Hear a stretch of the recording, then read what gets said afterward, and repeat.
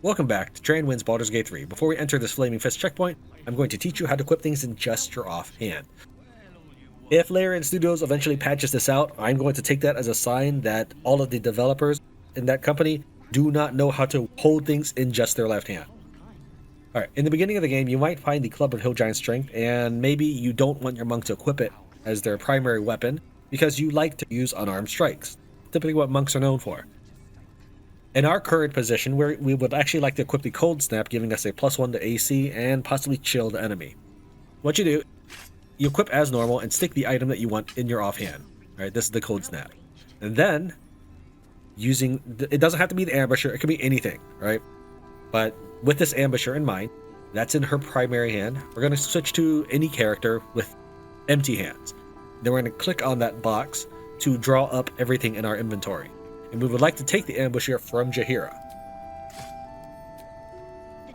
Then, we can see that Jaheira is only equipped with the Cold Snap Dagger in her left hand. She's got nothing in her primary hand, and now she can just punch. Of course, she can also stab with the secondary dagger, but it doesn't matter. We would probably use this, if anything. But yes, she now has the +1 AC from the Cold Snap, and that's what we're looking for. As for Lae'zel, we're actually going to equip her with these and just see how they do for damage. Because she's carrying around this Resonance Stone that doubles psychic damage, I'm going to see if this Shadow Blade does a lot more damage than her Githyanki sword.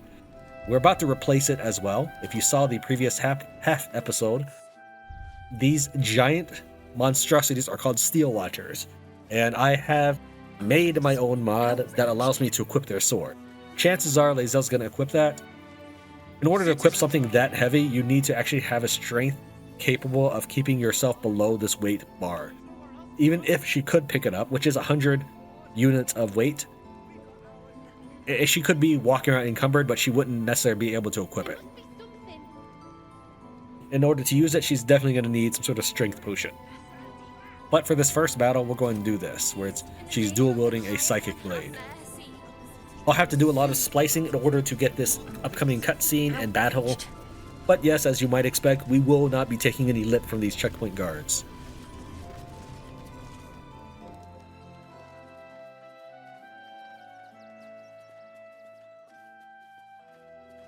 Halt!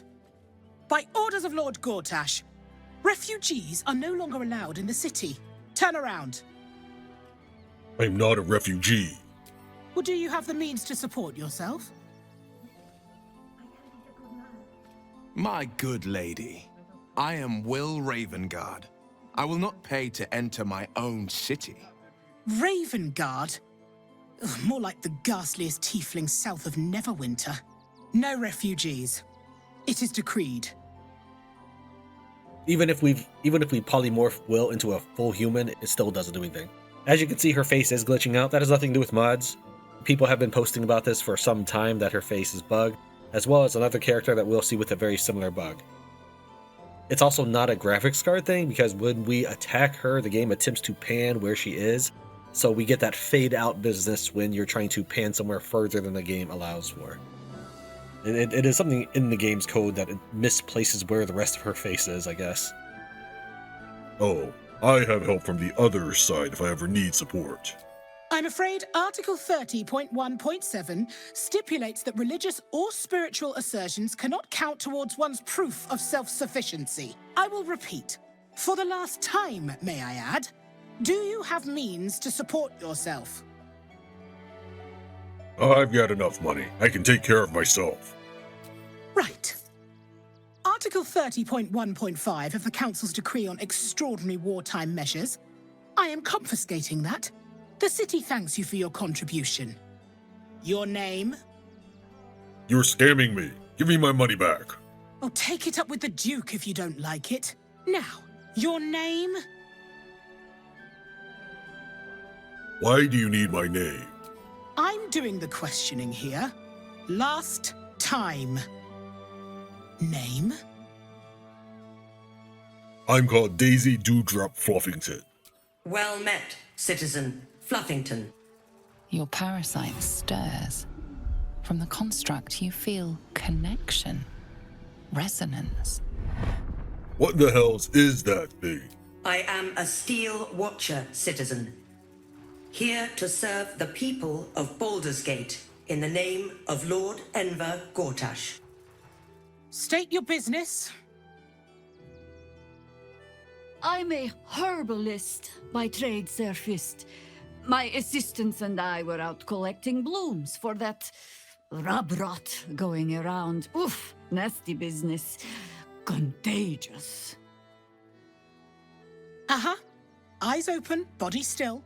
I intention to put Will, Jaheira, and Karlak in this conversation by pulling all the other party members back. That saves you from having to answer her, which it doesn't really matter what you choose to answer her, whether you pick an option that requires a deception check or not. She'll just say, okay, eyes open, body still. Even if we have the urgent pass, which gives us an inspiration for using it here, she would still say the same thing. We're going to use the urgent pass at a later checkpoint and still get the inspiration. Why? The Watcher will communicate with our new intelligence directorate. They'll determine if you're a threat to the city. Upstanding citizens have no reason to fear. And you are an upstanding citizen, aren't you? Yes, I am standing. Do as she says. Stand still.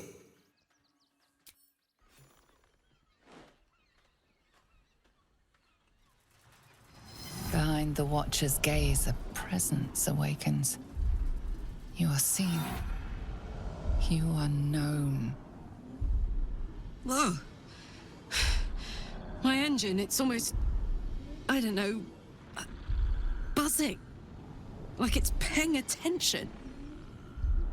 Your party's prior transgressions are reflected in its stare, as witnessed by the cult's ever-alert, scrying eyes. It has heard the howls of slaughtered goblins. It has seen the deep shadows of Grimforge, and the stone floors left bloodied. It knows the cold walls of Moonrise Towers, and the cultists who fell there. The Watcher speaks directly into your mind with a voice like poisoned honey. You are marked for special treatment. Not simply an enemy of the people, but an enemy of the Absolute. Come quietly, or die. Now, when we first arrive, we can tell her to get out of the way, or we'll kill them, and the battle will go ahead and begin. Lae'zel and Minthara will approve, and everybody else disapproves. If you still want that approval and disapproval, you can click ready yourself for a fight, but you'll notice that it isn't actually attacking. That's because at the conclusion of this dialogue, you are not engaged in battle, but for the sake of flowing things along, we will go ahead and immediately attack them. Ready yourself for a fight. Please comply now, citizen. I will interpret any further hesitation as resistance. Eat this, you pile of junk! Enough mouths to feed. We don't need your kind. Villains, take heed. God damn it all! Recovery is imminent. Fuck! I'll have your heads! We have this Fist Weirn, who's just guarding the area. He's caught up in the checkpoint battle. That's unfortunate for him. Not my problem. Let's go and start killing some of these guys that are separating our team from acting at the same time.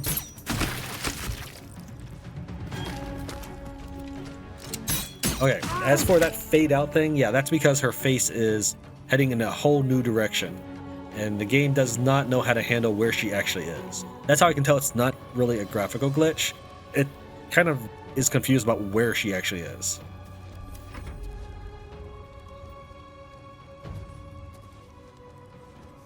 Go ahead and have Will move first. That's the angle you want to take. You didn't even attack, dude, and you don't have enough movement anymore. Really, Will? All right, fine. I was counting on you to raise your acuity, but let's try drop on this. 56%. Good enough. The idea for him was I was gonna stab this guy a couple times and then cast command drop with a high percentage to succeed and get the sword. Well, we'll get the sword anyways. Let's go ahead and start stabby. The game, again, has no idea where she is, so it's trying to pan around, but that did 48 damage with the psychic attack? Yeah, ouch.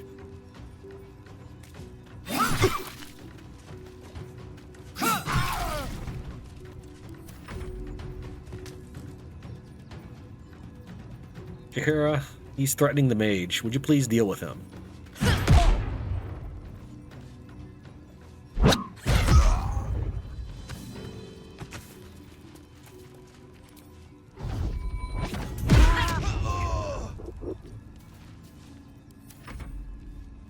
Oh yeah, the archer in the back is still alive.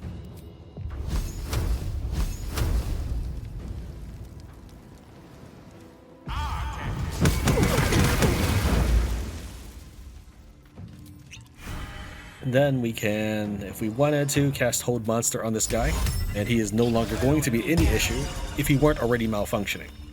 We would still have another turn before anything happened.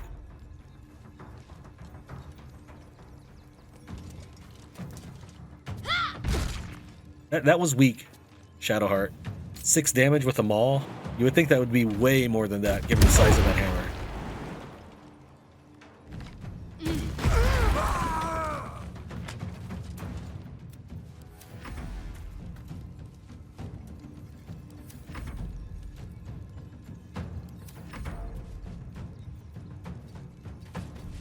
Hold Person does allow you to do critical hits with ranged attacks, as long as you're within a certain range.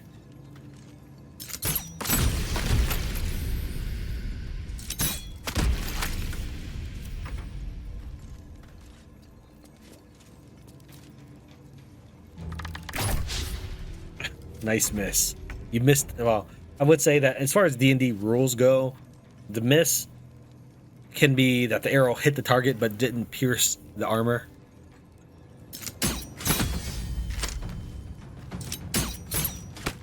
One thing that is important to note is that this thing will detonate once it reaches a certain hit point threshold, which I think is stupid for a defending mechanical unit.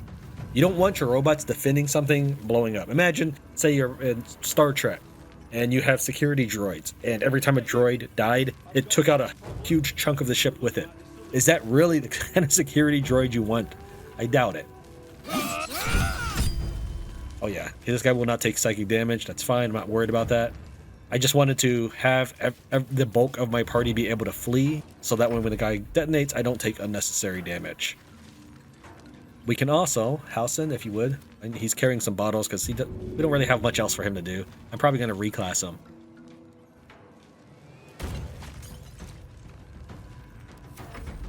And let's move people back. It's Tran, let's move him back some. Minthara, move her back some.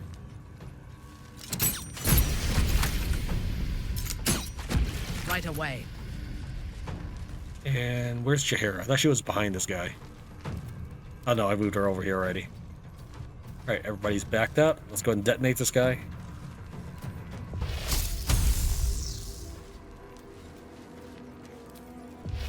I'm not sure if an attack roll with a spell counts for critical hits. Let's inch up even closer. So Witch Bolt is a spell with an attack roll, as well as Chromatic Orb. Chromatic Orb is more powerful at low levels, so it does 2 to 16, 3 to 24, 4 to 32. Whereas Witch Bolt, at level 3, does 3 to 36. Once you get to level 3, you want to start with Witch Bolt, but below that, levels 1 and 2, you want to use Chromatic Orb. Let's go and hit this guy. Actually, we'll twin this, and he shouldn't be able to stand this attack. Oh, we can't hit him with the same spell? What if I target behind him? Let's try that. Jaheira, would you please stand behind him? I don't know if that will work. He'll probably say path interrupted. You there? Need some coin? Yeah, path interrupted. Alright, fine.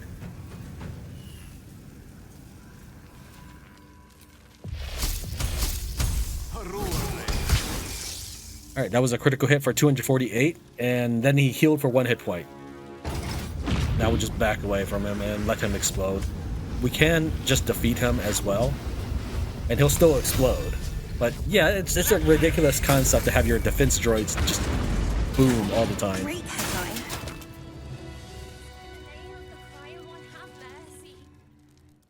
Men, women, children, all barred from entry.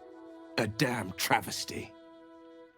A decade ago, Baldur's Gate would have welcomed any and everyone seeking refuge. Who would take in these souls, if not the Jewel of Baldurin?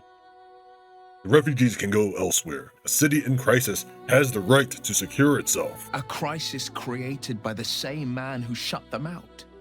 Are you so heartless that you'd ask the oppressed to suffer? Are you so mindless that you don't see through the blatant political scheming? Step 1. Create an army and order it to march on the city. Step 2. Shut the gates in the name of security. Step 3. Bask in the applause. Gortash hasn't made Baldur's Gate safe. He's made it a prison. And when his army breaks through, the people will have nowhere to run. Well, it doesn't matter if this situation was fabricated. Any city can protect itself. Did those horns replace your brain? Now shut up and get in line. This will count as stealing, and people will get upset. We would go from, assuming this is double damage, 20 to 48 to... Oh, that's the wrong blade. Here it is. 20 to 48 to 11 to 44. Well, it's not as good, but we'll equip it now for the coolness factor.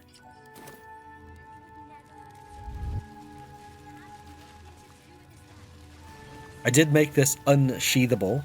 That's a flag I set on it, and I also gave it the proper weapon properties. As far as weapon range, I did extend it further than a normal weapon, because it is a large weapon, and it looks like it should be able to reach that far. In fact, if anything, the sprite or model of the weapon reaches further than I designated it to, but this is fine. I think 300 is fair. No one's stopped me yet.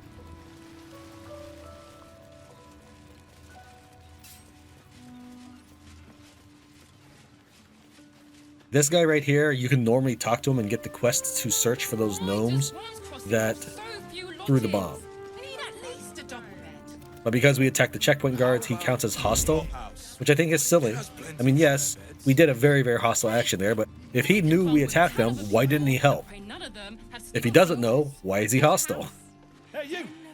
I've got a pest problem, and you look like the solution. Right, again, he's trying to get us to help him fight the gnomes. I've even tried leaving and long resting, and he's still hostile.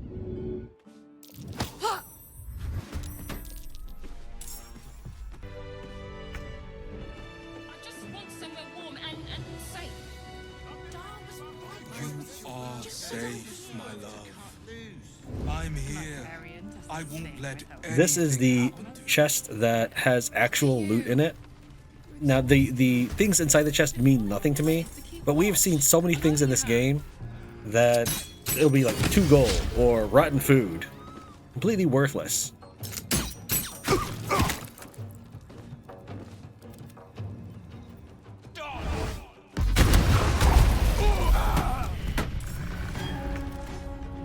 So I like what's in this chest, even if it means nothing to me. I think it's much more reasonable. Also, it suggests that these guards have done quite a bit of confiscating.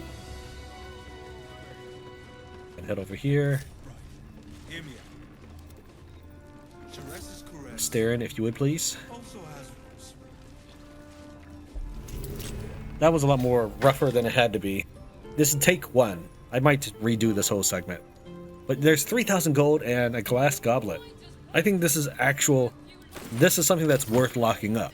A lot of times we'll unlock a chest and there's, a gem worth 12 gold. I didn't mean to talk to you, Lae'zel. I'm listening. That's good you're listening, but I have nothing to say to you right now. Oh, and as far as Edwina, she does have a weapon that looks cool if we were to look at her. Again, she's totally glitched out. And that looks cool, but that's just a hammer plus 2. It's really nothing. Warhammer plus 2. We can completely ignore that.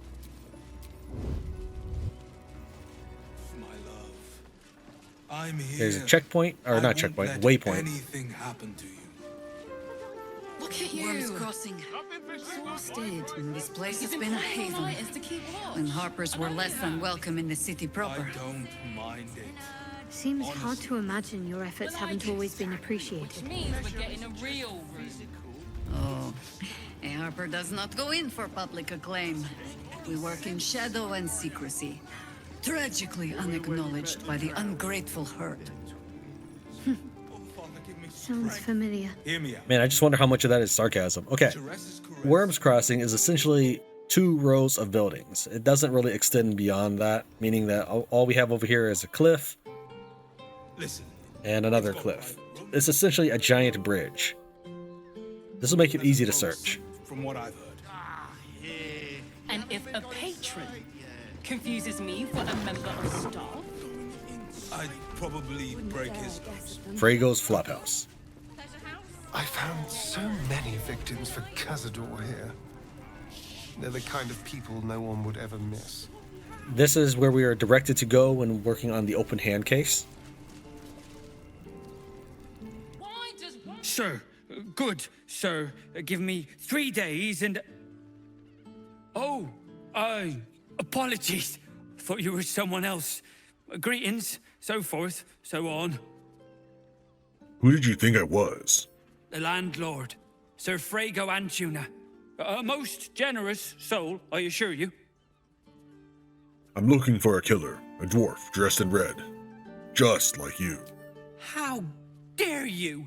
Accusing an upstanding citizen like me of being a dwarf? I'm a halfling, you oaf! I won't let anything happen to you. look at you. You're exhausted. Word to the wise. Give that ill-mate a temple a wide berth. Rude buggers. Certainly not bringing my trade there again. To be fair, their high priest was just murdered. Does that excuse being rude? Excluding folk? Come off it. They wouldn't let me in. Spouted some tripe about my sort and absolutist murderers. I only wanted to sit down a minute. Alright, so what's your trade? Let me show you.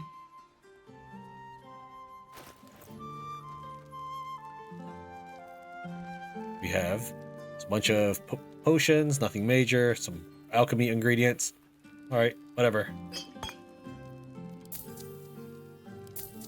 I'll buy it all. Now stop whining.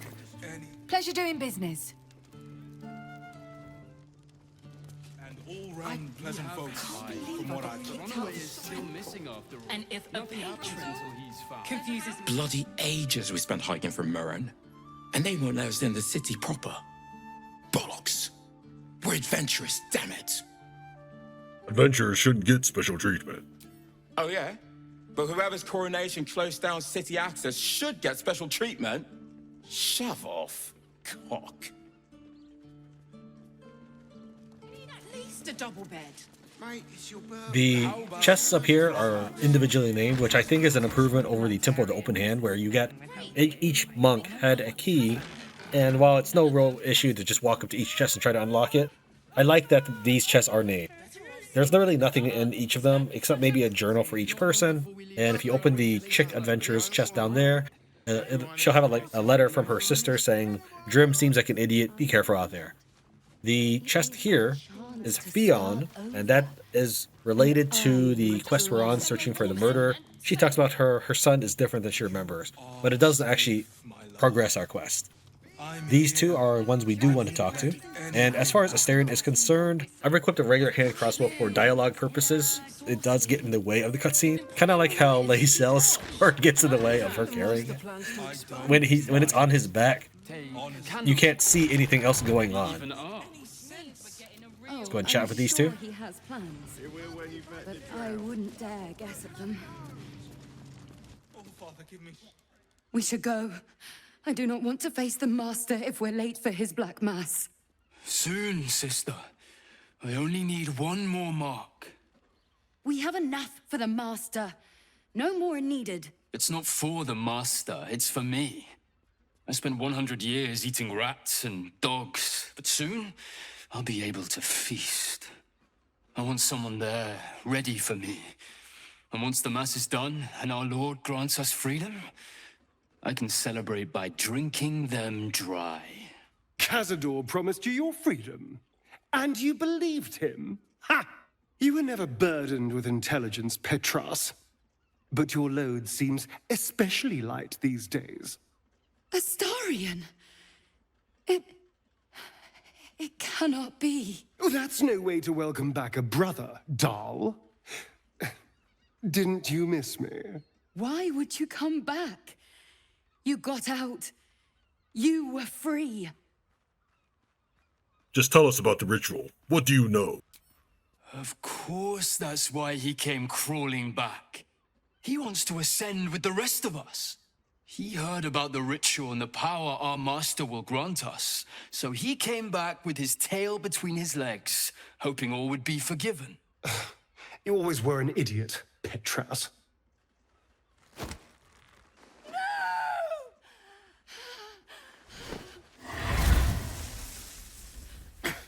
Where is he hiding? Tell me!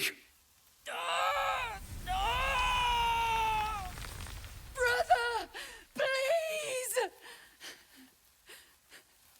Say nothing. Tell me what I need to know, or I swear you'll burn! The Master is preparing the Black Mass beneath his palace. There's a defiled chapel. It was hidden there the entire time, hidden from us all.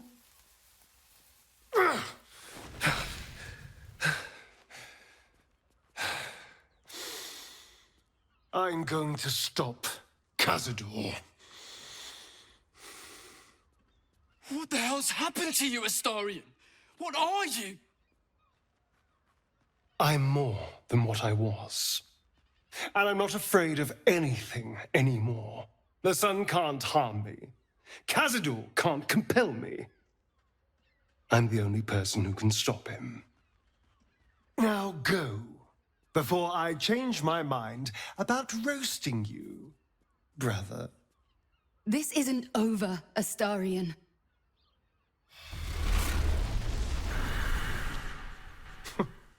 Poor fools.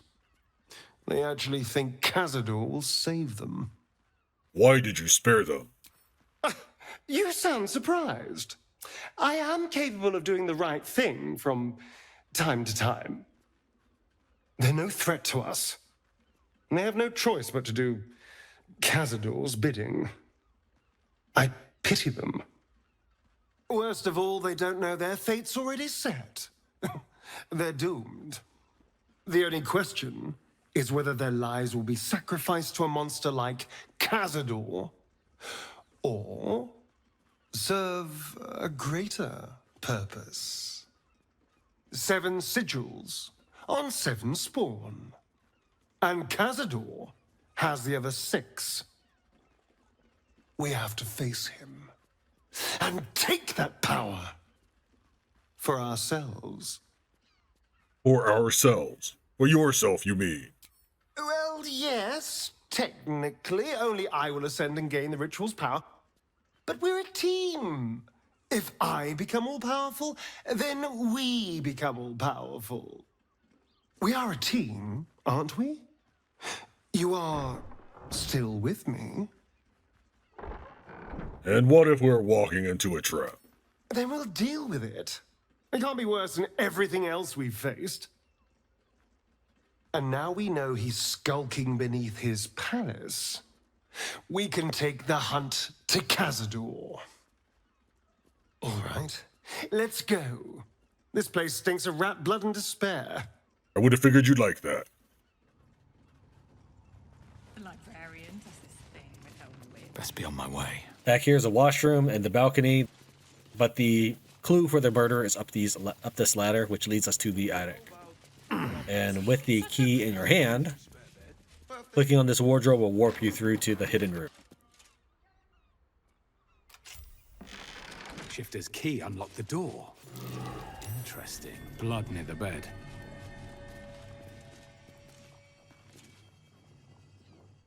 You notice some blood has pooled on the wooden floor. Follow the metallic scent of the blood. Track its origin. You notice the blood's source. A body hidden under the bed. Pull out the body. Before we talk to that, we'll go ahead and take a look at this desk, Bloodstained Parchment. Those wishing to face the Dreadlord's tribunal and enter the Temple of Baal must slay the targets on this list and frame the corpse as a murder by the cult of the Absolute. Bring the victim's hand as proof of the killing. Walk in blood aspirant. Duke Belaine Stelmane has been killed. Father Lorgan has been killed. Dribbles the Clown killed. Alexander Rainforest killed. Frank Peartree killed. Then we have Cora Highberry, Pennygood, Rovere, Leisha, Venthrop, and Huhune. Okay. It sounds like this guy's just returning back to base every time he kills someone. Theoretically, we should be able to wait here and lie in wait for him like a spider, but that's not an option in a video game that expects you to be proactive. Go ahead and take that with us. Glance at this bloodstained note. 2 hands now. Two of them. More needed. Not enough. Must cover myself in glory to be covered in blood. More. For corpse, we have a ring with number 5. Okay. I know this key. It's identical to the one held by that corpse in the tunnels. And now let's go and talk to the corpse. Trying to talk to the corpse, not search it.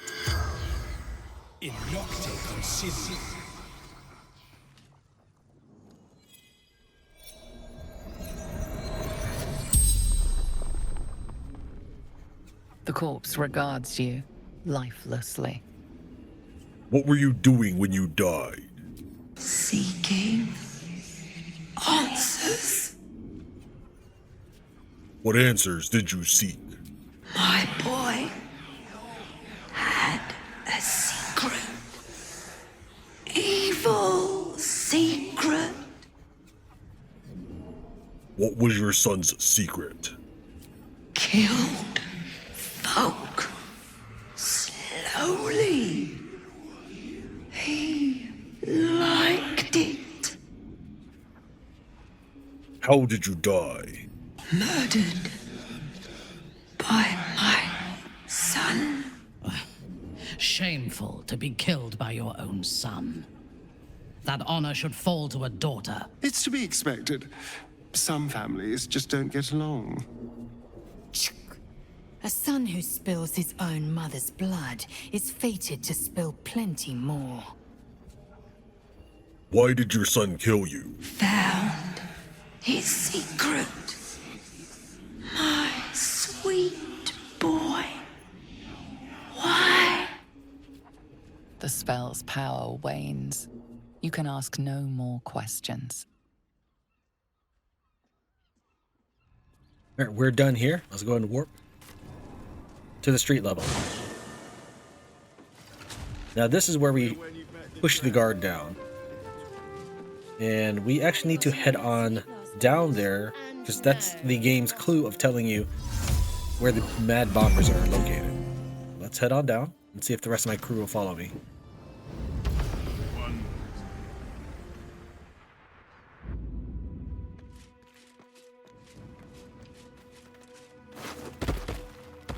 That's probably the key to the chest of 3,000 gold we found.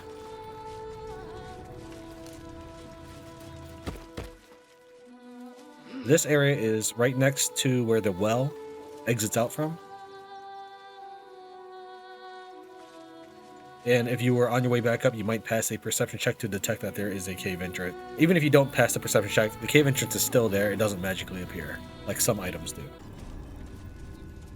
This is Nimble and Apprentice Loretta. Now the game has trouble recognizing that I attacked the Steel Watcher. The boss is expecting you. Hasn't forgotten what you did for him at Moonrise. A couple of them are just jerks, just talking to him. But this one is a merchant, and he still has the same face bug as Edwina, which you can find in the same threads. You think I want my clan facing down one of those walking death machines with cutlery? Then leave me to my work. Do you have anything to trade? Only if you're quick. He's got a lot of good stuff, such as the Martial Exertion Gloves, which is basically Action Surge in a bottle, or more clearly, Action Surge in a glove. You get 6 to 36 piercing damage, but you get to have an additional attack per turn and double your movement speed. Not actually sure how many turns this is, so we'll go and try them out now. He also has Nimble Finger Gloves, which gives you dexterity. Thunder Palm Strikers, which is a way to do more unarmed damage, but this is our third set of unarmed 1d4 elemental damage at this point. Finally, we have the Flash Blinder. Blind a target, or if it's a Steel Watcher or Scrying Eye, stun it. Yeah, we're taking this. I get the impression we're probably going to be destroying a bunch of Steel Watchers. Now let me get back to it.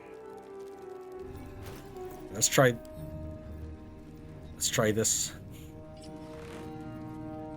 Only available in combat. Okay, never mind. Later then. If we talk to the gnomes, they'll tell us to go and talk to Wulbren first. Here's Barkus. He would like us to be a little nicer than Wulbren. Ah, there you are. Good.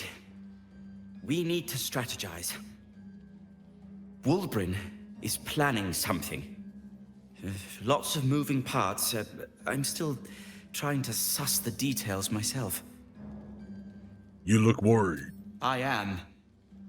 I knew him rash, but this is unspeakable. Speak to him. Help him see sense. Someone has to. You want me to speak to a guy who's doing something unspeakable? Also, if you steal anything, pick up anything, they all start attacking you. I think that's ridiculous. Really, the game has such an overinflated sense of stealing. I mean, would they not give me food if I asked for it? I don't know. Good to see you. Wasn't sure you'd make it to the city. Regretting it yet? I spent a lot of time thinking of worst-case scenarios while I was locked in that cell you plucked me out of at Moonrise. I didn't imagine anything as bad as this. The Gondians have handed Enver Gortash the means to bring about the end of liberty in Baldur's Gate. And the citizens have rolled out the red carpet for the new tyrant. Resistance fighters are few and far between. My iron hands, what's left of the Harpers, and you. I hope. Gortash is a dead man. I have reasons of my own for taking him down. As long as our objective is the same, the reason doesn't matter to me. We have a common enemy. But neither of us gets what we want until we deal with our biggest obstacle. The Steel Watch. They're a threat to you, me, and every man, woman, and child in this city. They act all civilized, servants of the people, but they only serve one man. When he becomes Grand Duke, it will only get worse. Laws will change, freedoms will vanish, and soon you'll be accused and sentenced before you've even committed a crime. And the fucking Gondians are to blame for all of it. The Gondians are just inventors. You can't blame them for Gortash's actions. I can blame them for precisely that reason. They invented the Steel Watchers, and they're building an army of them. I still don't buy it. Would you blame a mage for how the spells they wrote are used? These Gondians are not poor, unknowing mages scribbling spell scrolls for minute meteors or acid arrows. They are complicit. They've always been happy to provide their technology to despots in exchange for a stipend and the freedom to work in peace. They would have licked Saravok's boots, given the chance. And now they'll kiss Gortash's ring while this city screams. I had a plan to put a stop to them. But the way things are now, if we stick our heads above ground, the Watchers are on us like flies on shit. The city's not exactly safe for me either. Neither was Moonrise. And look how that turned out. You have a knack for passing among these bastards as if you were one of them. I've already run afoul of the Watchers myself. And yet here you are, all in one piece. Most people who cross them aren't much more than a stain on the street afterwards. You can do what's needed. I'm sure of it. You just need a little assistance, and I can provide it. The Gondians are ingenious, but we're more than equal to them. There's nothing they can build that the Iron Hands can't tear down. I've built something unique for just that purpose. A room powder bomb. First of its kind. 50 wizards high on the weave couldn't summon this kind of firepower. Get the bomb inside the Gondian facility, and boom. Problem solved. Wulbren, please. This is too far. everyone in the foundry would be killed. Quiet, Barkus.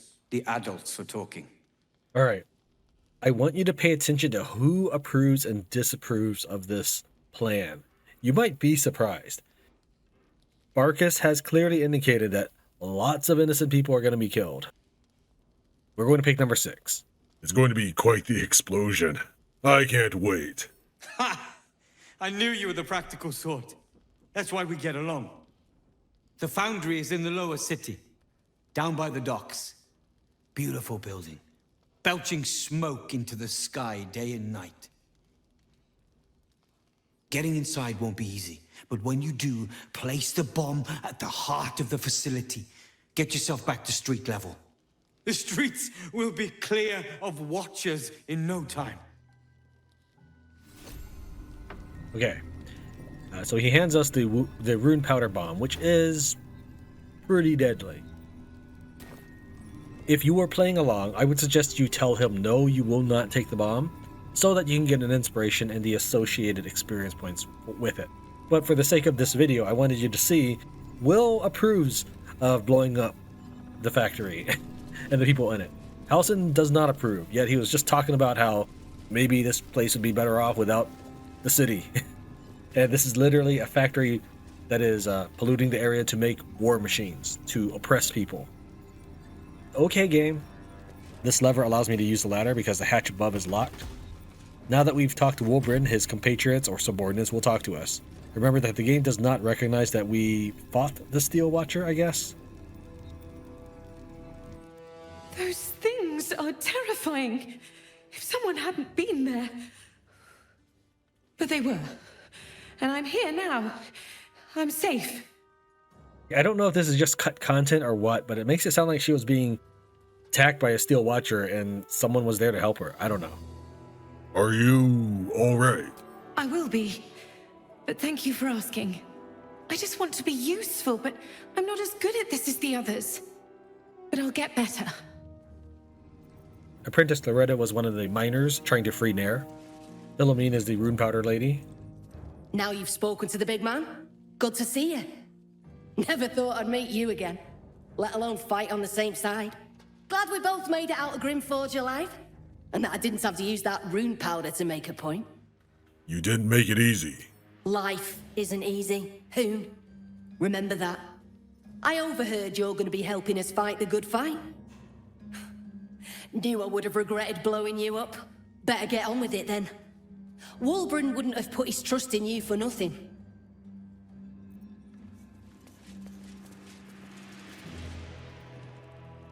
It stopped, but it'll happen again.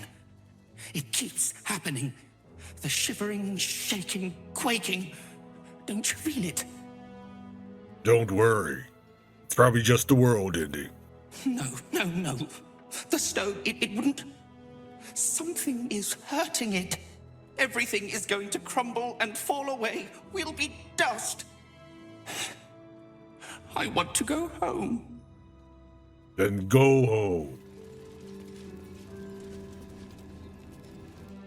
Thank Gyldro we escaped that bloody Steel Watcher. No thanks to you. It looked like you had it under control. We did, but we very nearly didn't. Everything's lining up for the Iron Hands, though. Wulbren's about to put his grand plan into action. What's wrong with Nichols? He seems pretty agitated. I don't know. I thought he would have calmed down after we got him away from that place, but there's something else here disturbing him. I know about the plan. Against my better judgment, I'm going to be helping with it. You are? Excellent. With someone like you on board, they can't fail. And forgot to chat back with Barkus now that we've heard Wulbren's plan. Let's see if Barkus has anything to say about that. A rune powder bomb? Huh. What the devil has he become? A fanatic with no thought for innocent life. The Wulbren I know. The one who skipped rocks with me in the Underdark. He's still in there. I know it. But his hate for the Gondians has blinded him. He believes they work for the Absolute willingly. But it's not true. I'm sure of it. Something is wrong. Very wrong. Please, speak to them before you do anything. They deserve a chance to plead their case before being blown to pieces, don't you think? All right, I'll speak to them. That's all I ask. Questions first, violence later. And only if absolutely necessary. That sounds boring. Alright, now we climb up this ladder and see what's on the other end. In the previous episode, I said that we would talk to the smith. This is Angleiron. He is the owner of the shop with the excited dragonborn. Is that what they're called? I know that's what they're called in Skyrim, which I never did play, but I don't know if that's what they're called here. I'll let you pause on some of these books. They're a little bit interesting, but they don't add much to our current plot. If you wish to pause and read them, you're absolutely welcome to. I'll hover over them just long enough. About 3 seconds or so. They're damn near chomping at the bit. What's the plan? Traveling a lot. Already stupid enough to leave camp.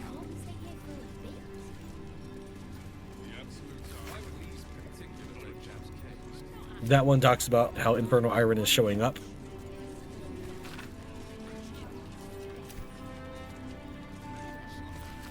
This looks like a really... If this were a full or even half-sized self-help book, I would probably sit here and read it with you. This one doesn't actually have any advanced pages, even though it ends on consider the following. I understand it's just a sample for the player to see the book. And there are older games out there that really put in a lot of effort into making short stories with their books. Alright, now that we know about the Ironhand Gnomes, let's talk Angleiron. If you're a customer, go down to the shop. Otherwise, clear off. I want to know why you're harboring Ironhand Gnomes in your cellar. Been poking around downstairs, have you? Well, I've got nothing to hide. Those gnomes are victims. They've spent years in exile, no forge to call their own, all because of some ancient bloody grudge. The Gondians think they're the only ones fit to swing a hammer round here. They're wrong. One day they'll learn that the hard way. Until that happens, I'll give those iron hands a roof over their heads. Nothing wrong with it. Now clear off. If you want anything else, go to the shop. I've got work to do. Let's warp back to town now. Alright, let's warp back to town now. Angleiron is one of the individuals that could be an Orin. Oh, safe, my love. You know, I'm starting to remember that Worm's Crossing has a bit of a reputation, doesn't it? Look at you. Tad mercenary, tad sordid. You've been pulling all night. Anything and anyone for a I know you have. I don't mind. But a little hard. Honestly. Shouldn't we all be allowed to stoke a few fires from time to time? Means we're getting a real room. You sound like you're speaking from experience, Will. Perhaps you'll have to give me a tour, refresh my memory. I'm afraid you'd find my own stories rather tight-laced, Shadowheart. I was never one to sow my wild oats. You're not staying. There's a lot of chatter, and it's to be understood. It's a city. Though I would like their volume to be lowered while your own companions are talking. Because your companions don't repeat their dialogue, but they will. This guy sells fish. A patron confuses me for a member of staff. Finest fish caught this morning. What'll it be? Trade. It takes me 2 hits of this negotiation balance offer to actually put gold in his hands. The first hit takes the gold from Karlach, who is very strong, and drops it in my inventory. The second hit puts it in here. Wish they would. There's no point to that. First step, though, just drop it straight in game. Flophouse. Come back soon. Fresh catch every day, guaranteed. None of them Birthday boy's just nervous, but don't worry. Everyone at Shuresh is correct. When I was a child, sleeping in the my gutter, father sent then me to that's Sharess's caress to deliver messages.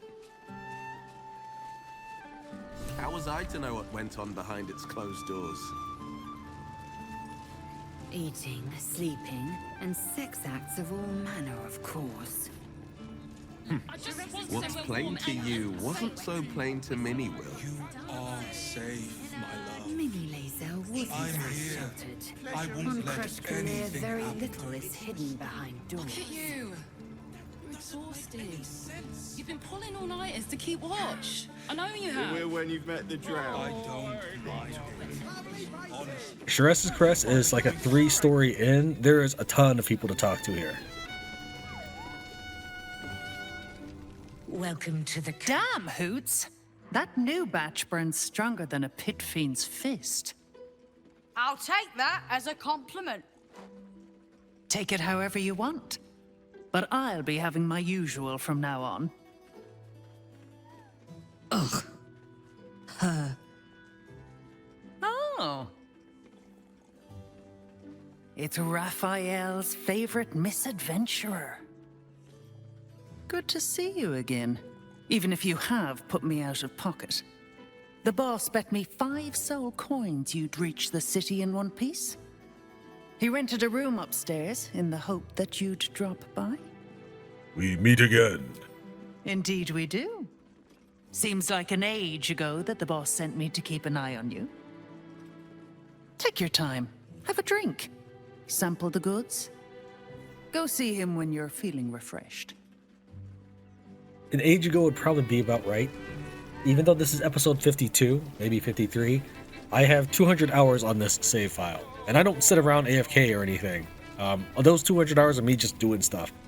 Maybe with withers, but yeah, that's way longer than I think the normal player uses to get to Baldur's Gate. Forget your work. These 4 walls are our world.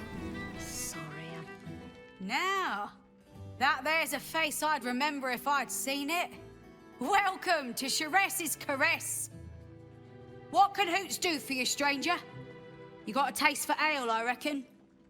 Or maybe... forget it. My new brew could drop you in the wink of a spectator's eye. Look, we both know how this works. Rumors, jobs, anything. I want the details. Oh, you're one of those types. Rude as you are sneaky. My business is slinging tankards, not hoarding secrets. I'd like to keep it that way. But you poke some folk hard enough, they're bound to squeal. And Mamzell Amira there looks about ready to burst. Your new brew sounds potent. I'll give that a try. Don't know about that, chum. Hoots Hooch packs a stronger wallop than all 10 of my knuckles. Could beef you up, sharpen your tongue, or knock you out cold. No telling till the first drop hits your gullet. I'll take my chances on the hooch. Damn! The man knows what he wants. First one's on the house. So, don't come bawling to me if your big toes fall off or your tongue coils in a knot. Alright, so Will and Jahaira disapprove, and I think this is a little bit dumb. So let's say this is 1 point of disapproval. For murdering the guards at the entrance, that's also 1 point of disapproval. That means to make up for killing the guards, if I wanted to gain their approval, I would just decline drinking. That is enough. That is the balance here. Good job. What's the story of this place? Sharess Caress, the Mamzell's brainchild. Wet your tongue, soak your skin, scratch your itch, get the attention you want, and avoid the attention you don't. I'd like to see what else you have. Have a look. If you agree to try out the Hoots' Hooch, she will include this as part of her sale. Otherwise, you will not see the Amulet of the Drunkard. We're going to take that. As for this, I think it basically inflicts something similar to wild magic effects on you. I can't benefit from it right now because my character is currently afflicted with a condition, a positive one, called Heroic Feast or something like that. That prevents him from receiving changes from Hoots' Hooch. We'll go ahead and take that with us. When I first saw it, I was thinking, oh well, I can just be drunk until long rest. That's what I thought this meant. No. it just... I don't know. All set, are ya? She mentioned Mamzell Amira. First, we'll talk to the cat. Keep scaring your regulars off, Zorn. Come to pay your respects to the real lady of the house, I see. What a clever creature you are. It's your lucky day. I am receiving compliments at this time, and you are most welcome to make an offering. Your glorious tale can trip an unsuspecting servant with the grace of an empress. Oh, you flatterer. But you are, of course, correct. My tale is quite the marvel. The unwashed rabble who frequent this establishment have much to learn from your deference, and I must suffer their foibles alone. But they do say a burden shared is a burden halved.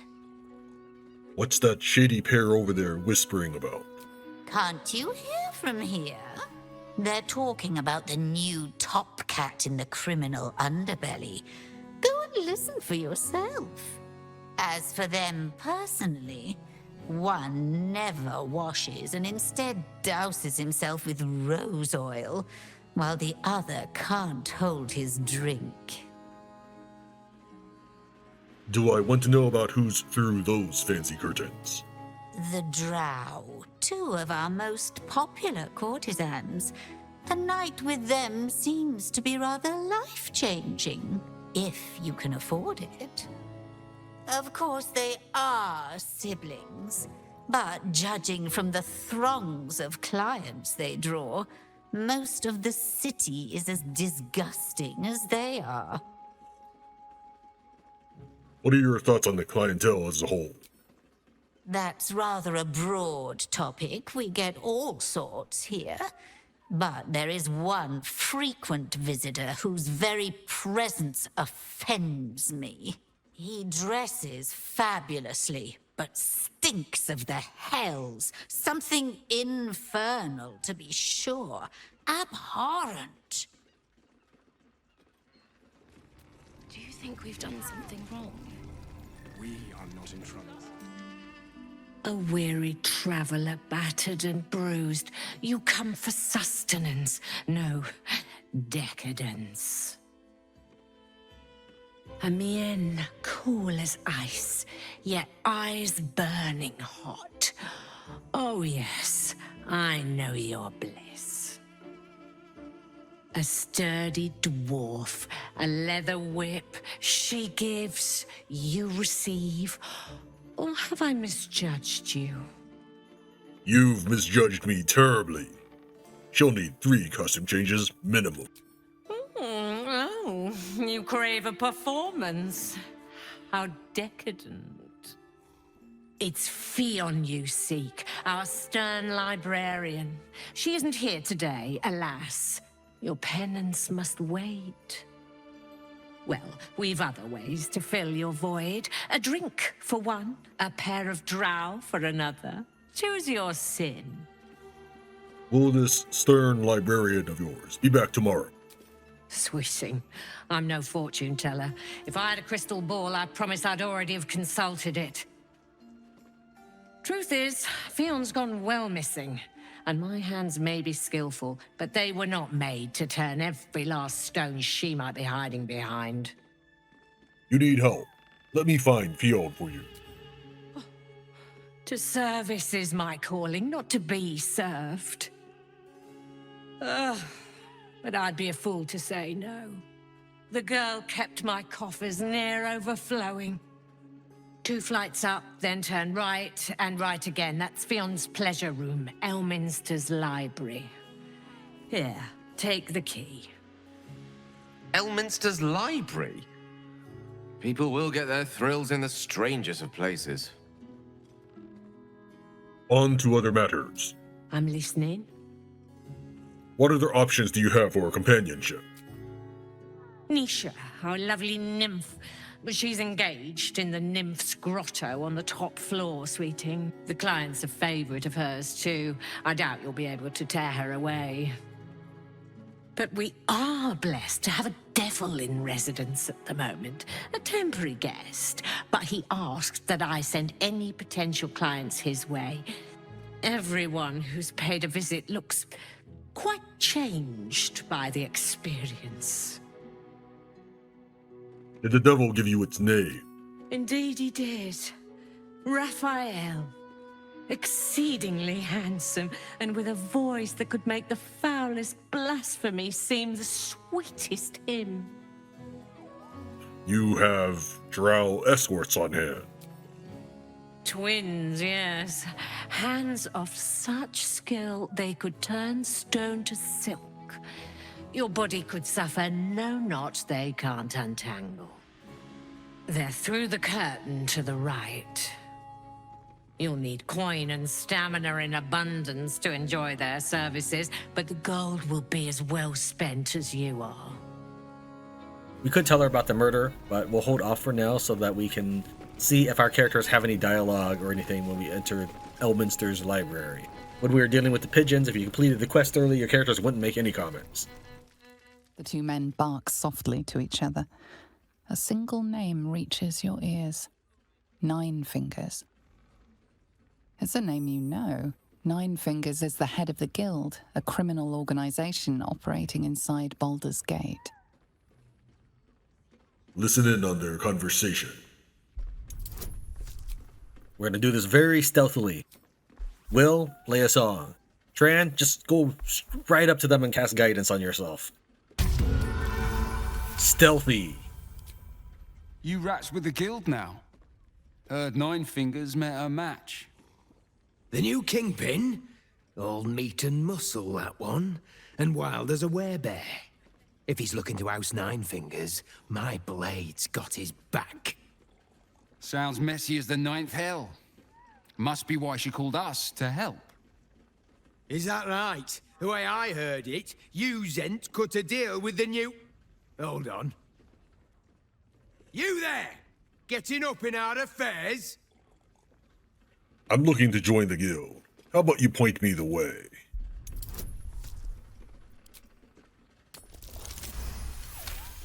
Look, this subject's not safe. You selling your services, beat feet to the guild hall. Lower City, Basilisk Gate, guild hall. And that's all you're getting from me. Now scram! The chat's officially closed. I want to give it a good rumple. That just leads outside. There's a lot of doors that lead outside. I'm not exactly sure what the point is. If this is a bridge meant to defend the city, right? If this entire settlement, Worm's Crossing, or whatever you want to call it, I don't know if it's a settlement is the right word. Outlier? If it's meant to defend Worm's Crossing, why are you going to have multiple entrances and exits all over the place? That would be much harder to defend. Right, we're in the kitchen now. Exactly. Pleasure isn't just... Not that type of service down here, love. I've got a husband. And you ain't my type. I'm not looking for service, thank you. Thank the gods. I've had too many miscreants think my kitchen's just another themed playroom. Got any food to spare? I suppose, if you're willing to pay for it. Now get out from under my feet, would you?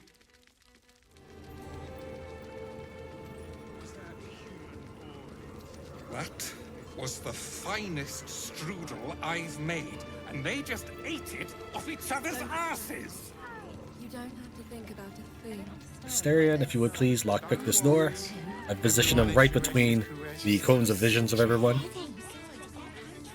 wish I could kiss you better. I mean, to try. And I don't think there's anything important down here. I just wanted to chat with this rat down here. I'd recommend 15 low cities. I'll wait for a Tran to catch up.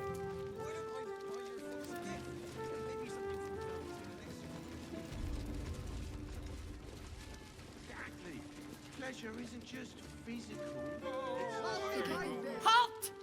Oppressor! I am reclaiming the victuals in this basement for the good of rat-kind! How is any of this yours? Just like the rest of your kind, aren't you? you lot hoard your delectable riches while my brothers and sisters starve. I'm with you. Food should be shared and enjoyed, not hidden away. Exactly. What good is displaying such morsels and not eating them? Food is for eating, friend.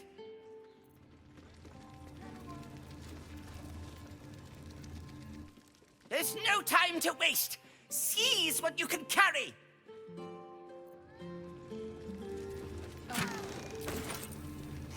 Lovely and nice. Let's head upstairs. Over here is where the Drow twins are and a bard. Unfortunately, they don't really have much interesting to say to us.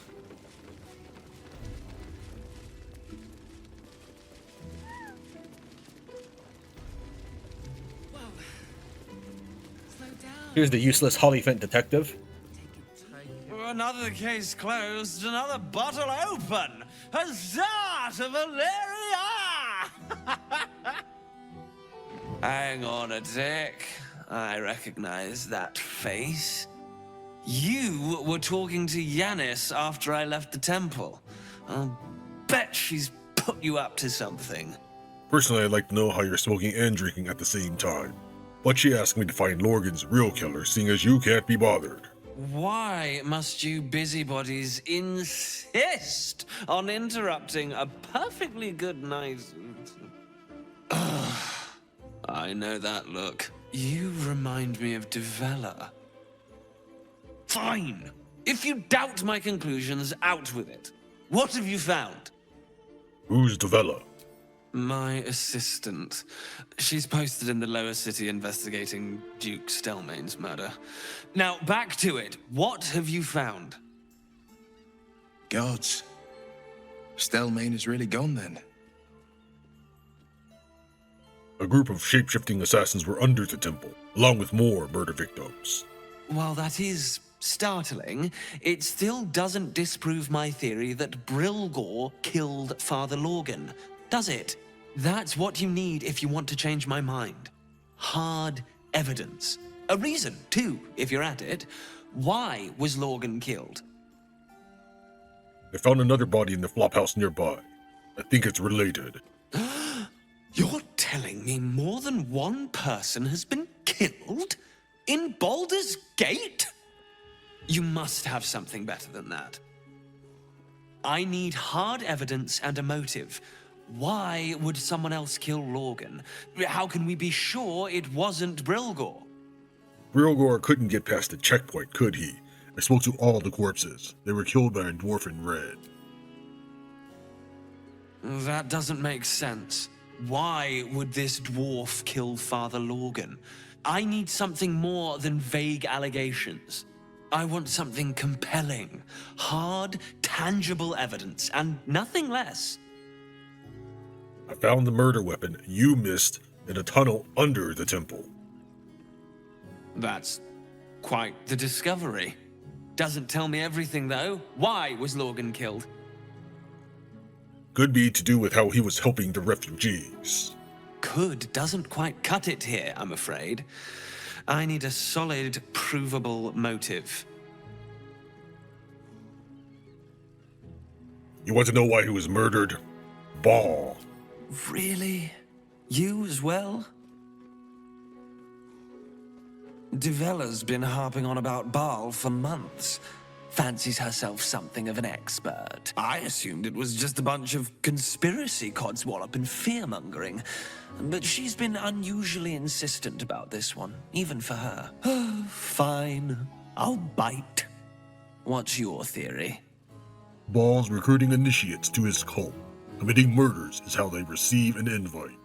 Well, if that's true, that sounds dreadful. And complicated. As if this cult of the Absolute wasn't enough to worry about. Constable Devella is going to be a real pain in the trunk about this. Since you seem to be on an obnoxiously similar wavelength, why don't you seek her out? She'll be at the Elf Song Tavern. Show her the list, and I'll stay and inform the Fist here. Oh, and you'll need this pass. It'll give you access to the lower city.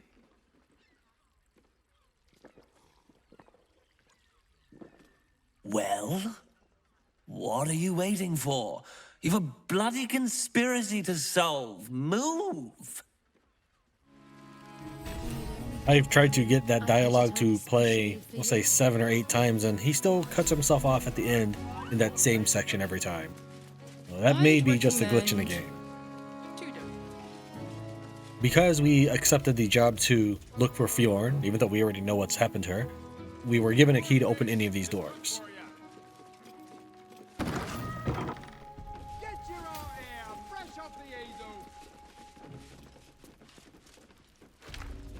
There's another key if we didn't get that one. Our characters are spazzing out because this is a complicated map structure and it doesn't handle AI navigation well.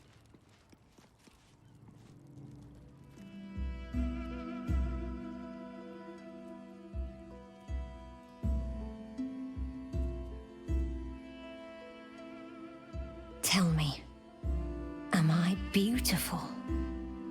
More than beautiful. You are the aurora stretched across the north skies. You are the golden dunes swept across the Kalim. You are the fruit of the forbidden palm, soft on my skin, sweet on my tongue. You are my sin and salvation. Aye. Your parasite stirs, and you gaze at the nymph through the flaming fist's hungry eyes. Your muscles shiver with her longing. Your skin burns with her heat. What's wrong, Jara? What are you? Wait, I know you. You aren't safe. Get out of here, now. I don't understand. What's... Your face. The Absolute has shown me. Jara, what's going on? Who's this man?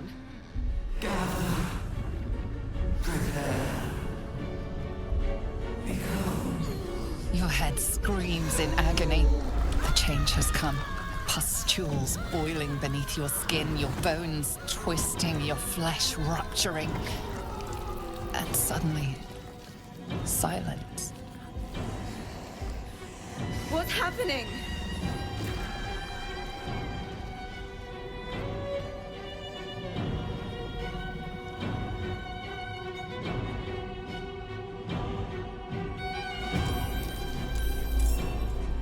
And one of the reasons why I keep my character all decked out in armor instead of showing his face is because he's always got this default fear animation. Even his walk cycle appears to remind me of like they intend this to be some sort of humanoid female, teenage girl.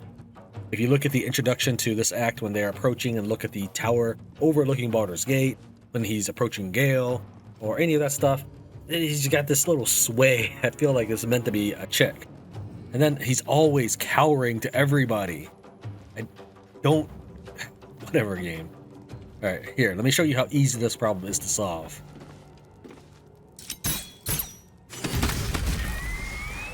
Done.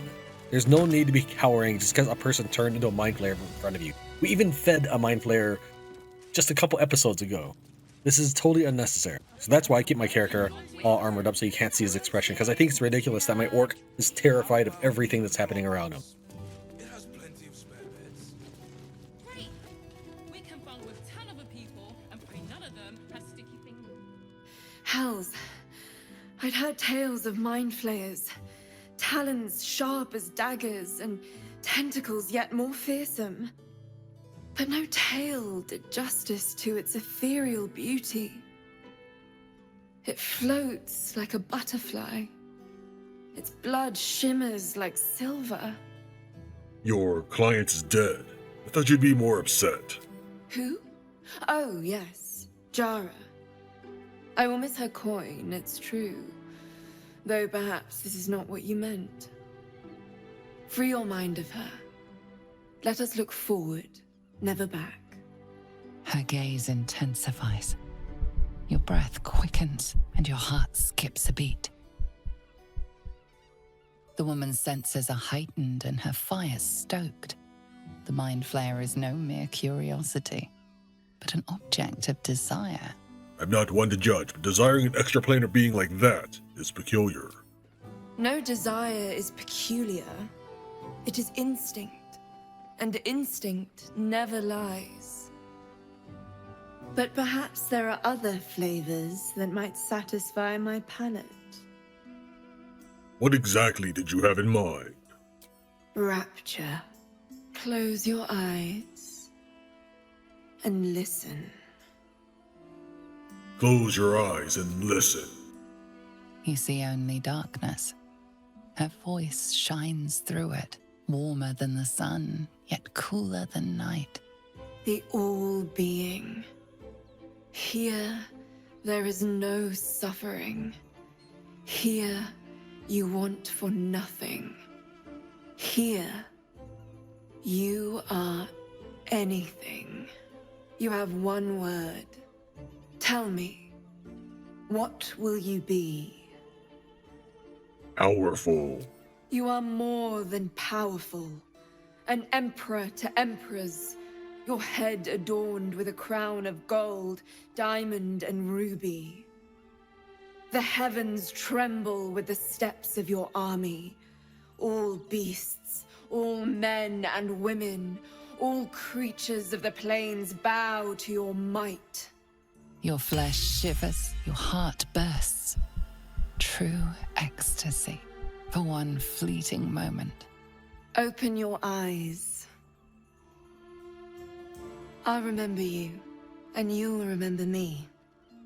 Yeah, I doubt I'll remember you.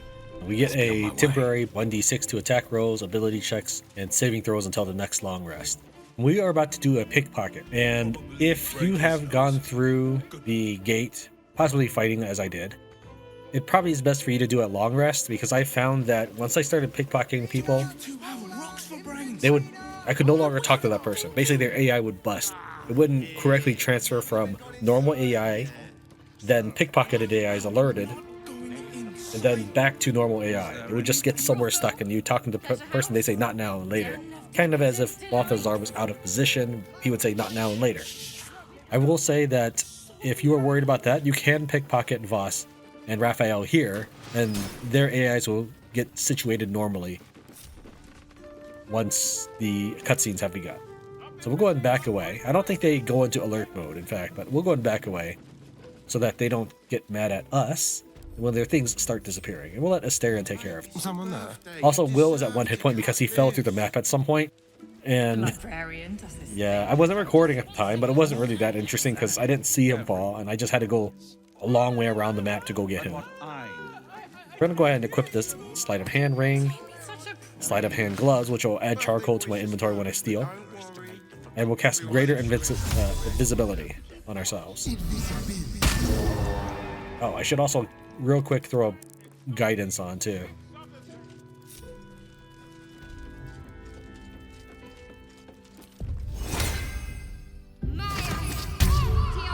Alright, that should give him the best odds of succeeding. We won't use the roll just yet, because this is the first roll is the easiest. The subsequent rolls while you're invisible take higher stealth checks. We're going to steal a few things. We're going to steal this one first. Then we rolled a stealth check to stay invisible. Then we're going to turn on our bardic roll and steal this.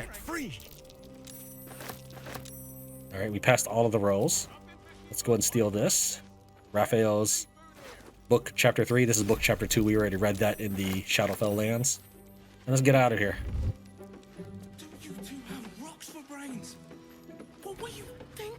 Alright. Well, I had always thought that was very weird that Kith'rak Voss wanted us to meet in Sharess Crest. When I first heard the name from him, thinking like, that sounds kind of sketchy of a place. Surely it's not a... And then, yes, it turned out to be a brothel. Okay. Oh, this is Elminster's room, by the way, and it does have... I don't know if raunchy is the right word, but it does have books that are very suggestive in nature, such as a book retelling the events of Baldur's Gate 1 with a basically fan fiction slave person listening to the ball spawn's every word. Alright. Anyways, let's take a look at Kith'rak Voss's letter. And I'm assuming this is Raphael.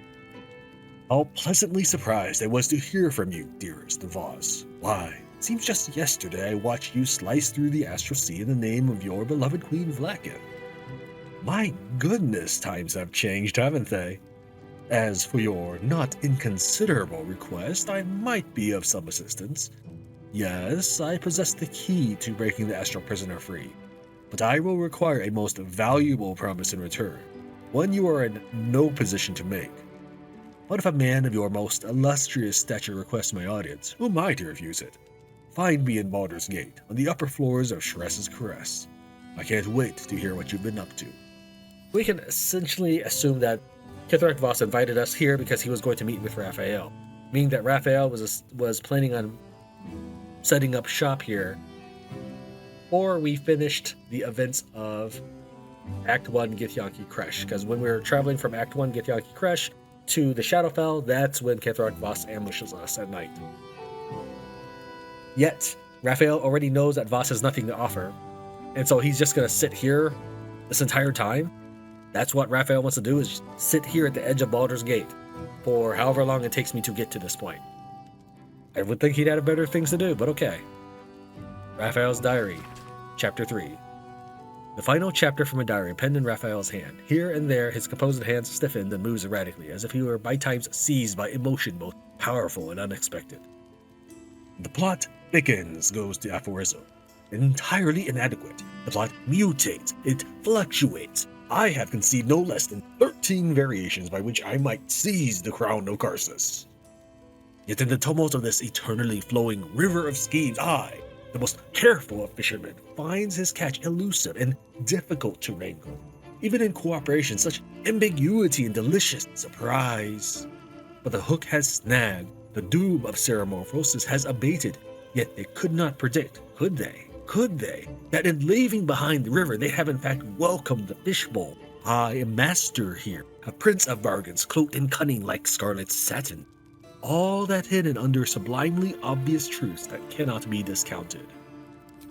So the fisherman reels, the tadpole are my catch. Struggle as they might, writhe as they wish, flop and squirm and thresh with every ounce of strength, no matter. By all the reeking flames of hell, I will not be denied. And as for the sword we stole from Voss, it gives us some slashing damage, and don't worry about the 1d4 slashing damage, that's just from Asterian's equipment, and then an extra 1d4 psychic damage. Additionally, I think this adds, on top of that psychic damage, an additional 1d4 to Githyanki, Aberrations, Fiends, and Elementals, both damage and attack rolls. So this actually seems pretty decent. It's a long sword, meaning that we can equip this in one hand. Since it has Wrathful Smite, we'll add this to Lae'zel's growing arsenal of weapons that if I ever felt like equipping before battle and then using that action, sure. I think I'd probably use these weapons more, be more likely to use these weapons if switching weapons did not cost an action. I wish it did. It probably does in normal D&D, tabletop, that's fine. I'm talking about from at least a single player computer gaming experience. I'm not using these because I have a choice between one action costing me 2 to 3 attacks. This is a level 11 fighter, that's 3 attacks. I can either switch to a flail that does a little bit less damage, but has one interesting special attack, but I'll have to do that over 2 turns. Or I can just take 3 attacks right now. Let's head on in. I sense some hesitation.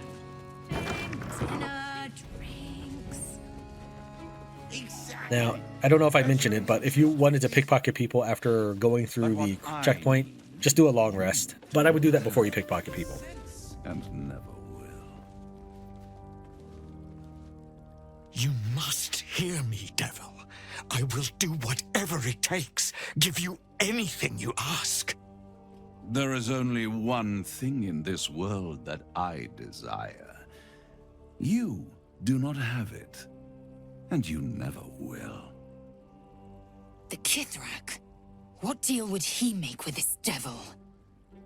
You must help me, Raphael. For the sake of my people. Hush now, Voss. These guests may not know it yet. but they want the same thing that you do. And unlike you, they have something of value to offer in return. Lae'zel, Kith'rak Magir. The devil holds the key to freeing the Gith people. Right here, right now. You could seal our fate. Whatever you discuss with this devil, I must hear of it. Find me below in the tap room, once you're loosed from his claws. I really do not understand where Kith'rak Voss thinks that we're going to offer something to the devil in his place. We're not good buddies with him. I'm glad you came. Not to my door, not yet, but to the final reckoning. One more thing before we begin, though.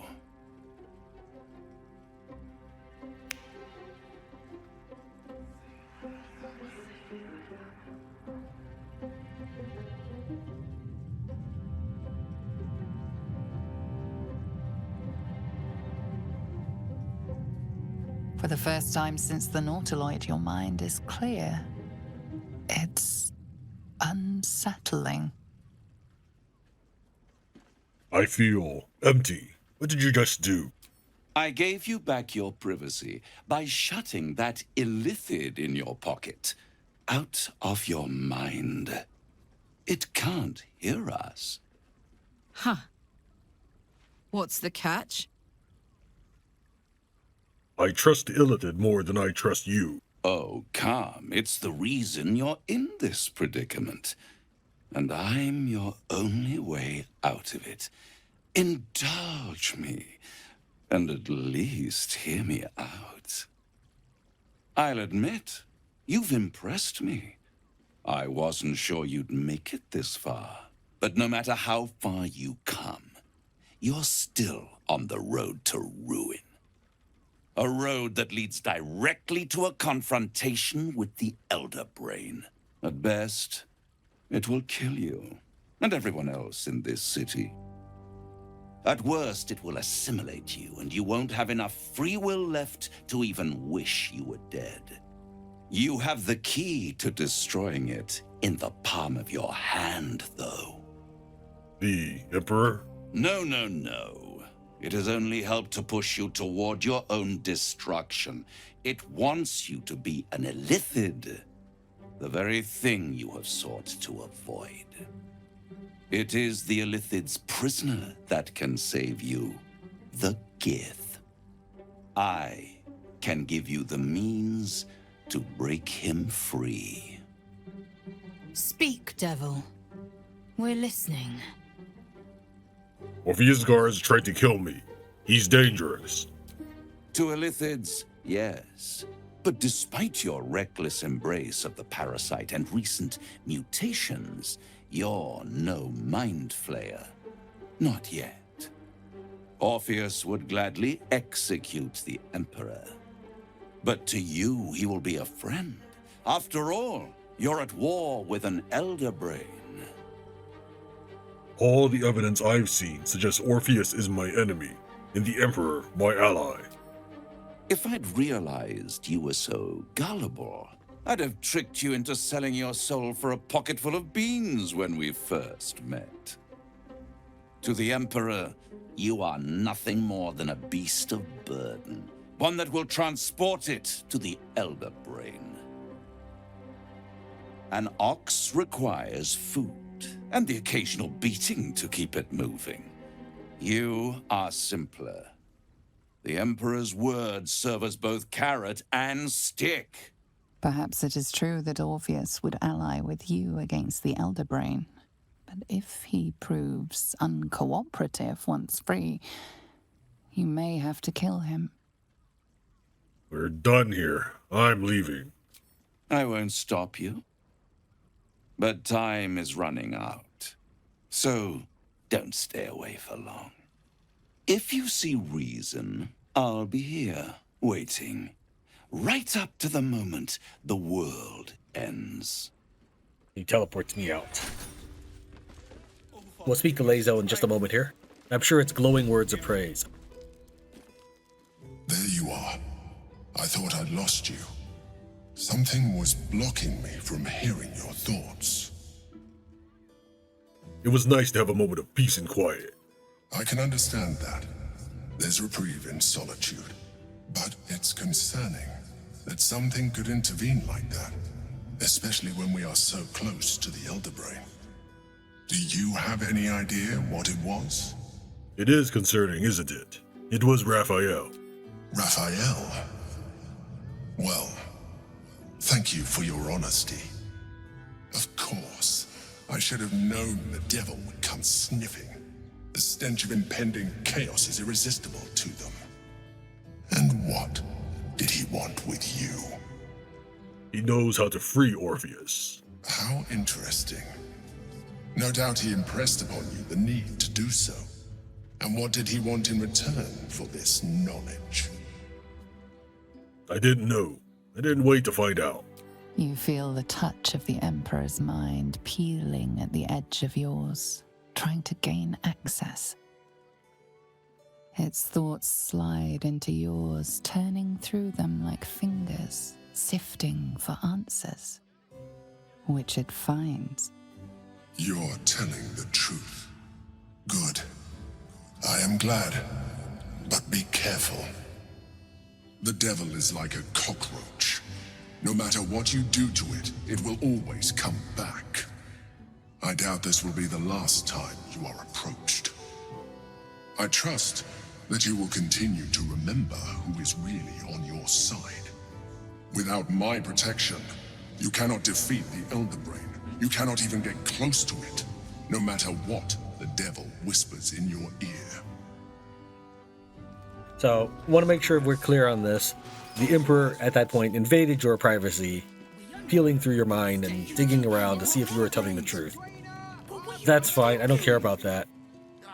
We didn't agree to the devil at this point, at this time. Maybe it'll change in the future, but we didn't agree with the devil because logically, none of that makes any sense.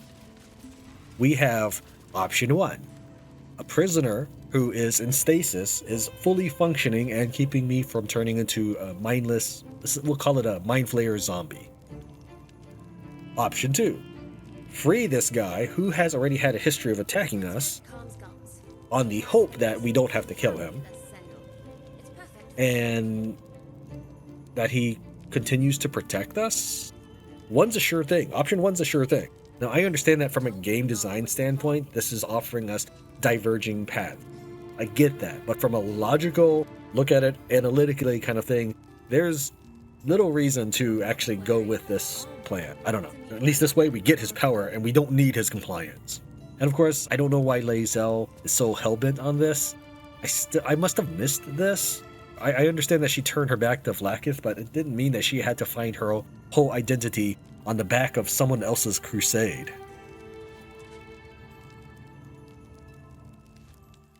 Skaketh! You know Raphael holds the key to the prince's freedom, and you turned away! Either go to Raphael and hear him out, or tell Voss you failed him and the Githyanki people. It will not be a pleasant reunion. At what point did we need to become concerned with the Githyanki people? Encounter 1 with the Githyanki. They had the dragon, and unless you basically kissed up to Voss at the time, he would have sicked his team on you. Situation 2, we met the Githyanki, the Kresh. No matter how you play it, even if you're as nice as can be, when you get to the very end and you meet Vlaakith, the entire Kresh turns against you. Now, I chose to obliterate the Kresh from existence. You don't actually have to go that far, but I wanted big explosions. And, at no point, at no point did the Githyanki people win our favor enough to make a deal with the devil to betray our current ally, the Emperor, on the possibility that another Githyanki person will support us. And you have to keep in mind the Githyanki are a race of, think of like the Drow, except spacefaring psychic Vikings. Don't waste a step. I don't personally care. I mean, I could go with any option here. But for the timing, I think it's just hard for our character to make the call to say, like, yeah, we'll just side with Orpheus here. We're going to free our prisoner. Come on, really? I'm going to need a better reason than what's been given. Voss, friend to the comet. Lae'zel of Kalir, warrior of warriors. Tell me you took the devil's deal. Tell me you will free Gith's heir. Oh yeah, in Situation 3, Gith's heir attacked us while we were in camp. I'm not interested in pacting with devils, Voss. Shkaketh. Orpheus will be free. There is no cost too high to unshackle my people. It's not my cost to pay.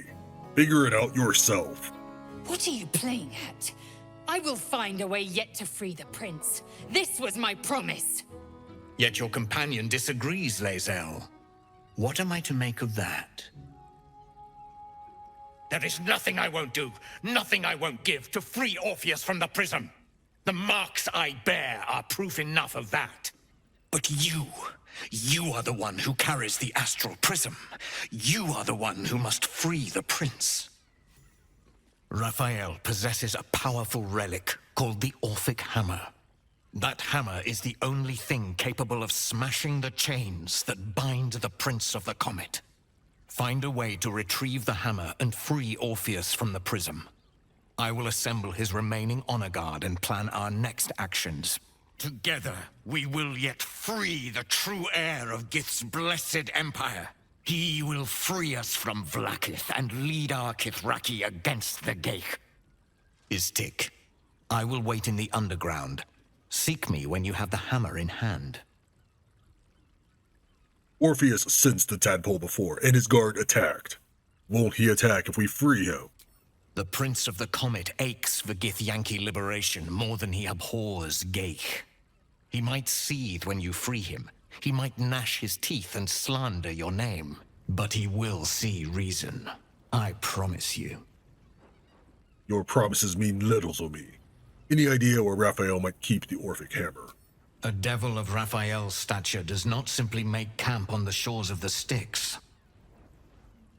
He will have made a sanctuary for himself, a lavish one too, one that caters to his many vices. The House of Hope. We must find a way in. The House of Hope, you say? I couldn't ask for a name more fitting. Every house has an entrance, Istik, even those in the Hells. You must find it.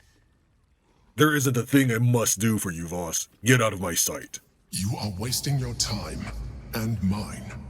Our true enemy is the Elder Brain. Focus your mind there.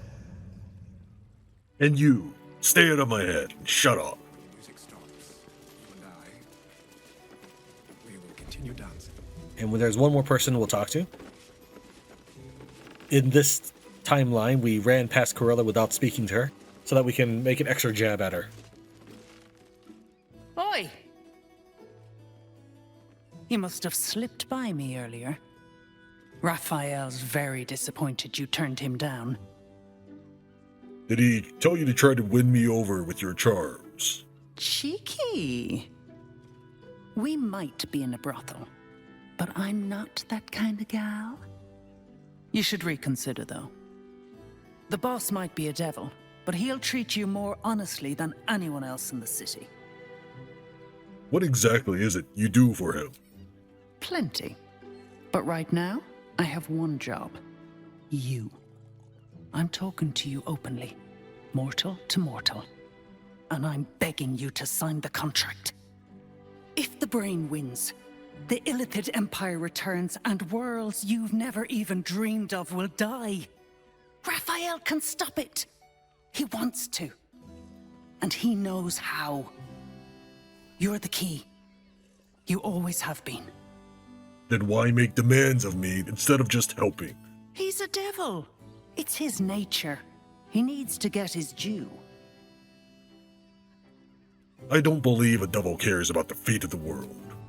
I won't pretend he's an altruist. But he's looked at the balance sheet. No world, no souls. And it's hard to get leverage on an Illithid. They make terrible clients. I'm not convinced. I'll stop the brain without his help. I doubt it. But even if you do, you won't survive the fight. I'd reconsider if I were you. And while this is my current decision, because I like Raphael, I think his explanations will be interesting to have in the video. And that was just the first pair of buildings after the checkpoint. Oh, and before we close things off, this is literally the guardhouse, and right behind the guardhouse is a pile of severed body parts in the trash. They are not doing a very good job. It's very convenient that you have exactly what I need. Isn't it just? And it's even more convenient that you can give me exactly what I want in return. There it is. Of course. What are you hoping to get out of all of this? Power.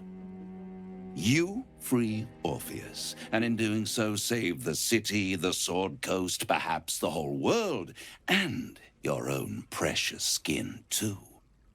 And you give me the crown that dominates the Elder Brain. Handing that crown to this devil will be like feeding gunpowder to a lava worm. Agree to nothing. What exactly is the crown? Power. Ancient and full of wonder. I have craved it ever since the arch-wizard Karsus created it, long centuries ago, and brought doom to the Empire of Netheril. That was the great age of humanity, and Netheril's flying sky cities were the apex of civilization. I was there the day it all fell apart. Entire cities plummeted from the sky like angels with broken wings.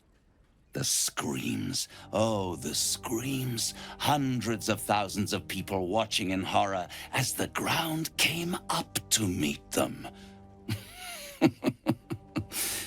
It was not a happy meeting, and Karsus was responsible. Not driven by malice, but by ambition. He forged a crown imbued with all the powers of magic, a crown that would make any who wore it a god. Men cannot contain so much power. The crown destroyed its creator, and his empire fell with him. Karsus's folly, the bards and scholars call it. I call it hope. The hope of creating a better world, and the perils of unchecked hubris. I knew then that the folly of mortals could be the triumph of devils, and that I could use that crown to unite the Nine under one Archdevil Supreme. Me. Zariel wouldn't like that much. But even I'm not so desperate to spite her I'd put the hells in this bastard's hands. What makes you think you'd succeed in using the crown where Karsus couldn't? I am no mortal, and I do not fail. If you don't fail, how come you didn't get hold of the crown way back when? The archdevil Mephistopheles snatched up the crown and squirreled it away in one of his vaults. He's not more than a frigid archivist. So much power and potential kept inert. He made a miracle into a museum piece. I raged. But only for a decade or so.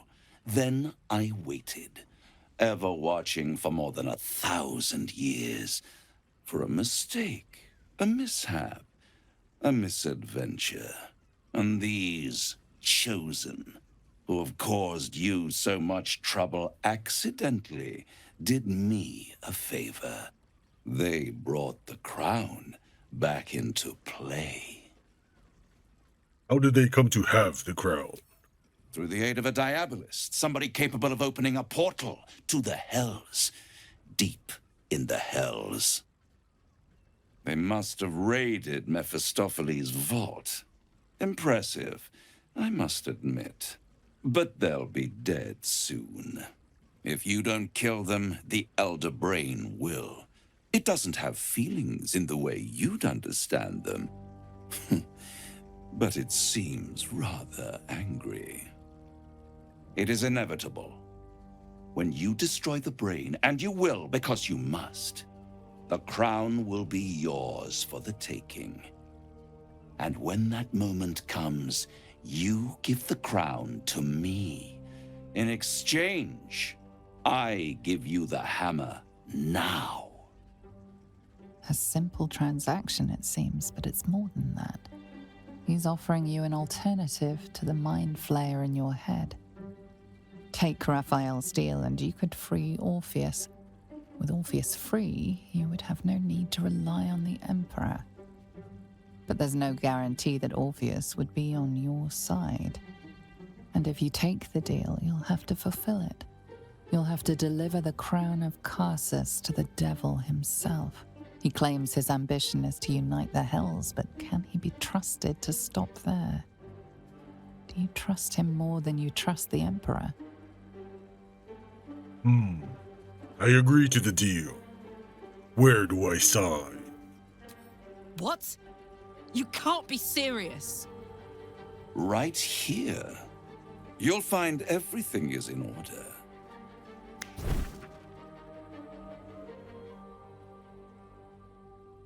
The moment I have your signature, you will have the means to free Orpheus. The hammer. You guarantee the crown will be mine once the brain is defeated, and I swear that I will never use the crown to dominate a mortal. What happens if I don't give you the crown when the time comes? I will come to collect. If you refuse to give me the crown, I collect your souls instead. And then we all gather in the House of Hope. Me dressed in my finest silks, you skinless, hanging from a hook to watch as your world dies. Sign the contract. I wish this contract was something we could actually read, but given that they don't even add text to books in this world, there's no way. Perfect. One more rhyme, for old time's sake. The master was slain within his own house. They dined on him both, the cat and the mouse. The hammer is yours. You will find yourself in Orpheus's presence before the end comes. When you do, shatter the chains that hold him. Be sure to keep the hammer safe until then. Your survival depends on it. And I'll keep your contract safe in my House of Hope. I'll be seeing you, and when I do, we dine. Wherever this House of Hope is, we need to go there immediately and destroy that contract. We must find the Diabolist. Only one well-versed in devilry will know the way. I was absent for one moment.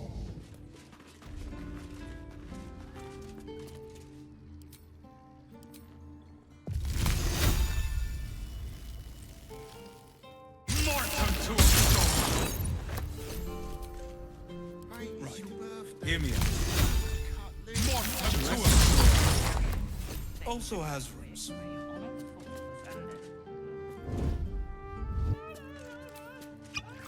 Listen, it's got private rooms, music.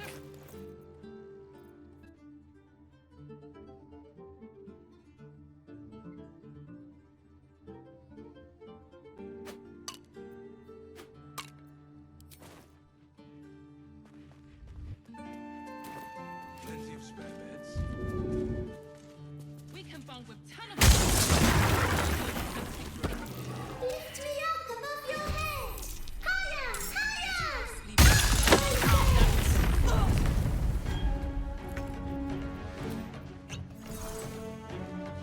One day I'll catch a break.